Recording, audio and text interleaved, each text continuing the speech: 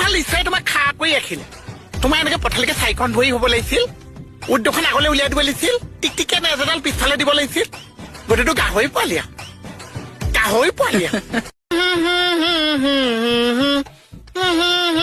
daemon daemon দেহু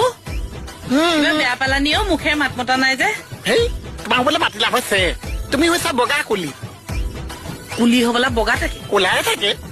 তুমি বগা কাপোৰ পিন্ধি আছা দে সেইকাৰণে তুমি বগা কুলি তুমি চিজনেহে থানালৈ আহা বৰ ধুনীয়া উদাহৰণ দিছা কিন্তু দেই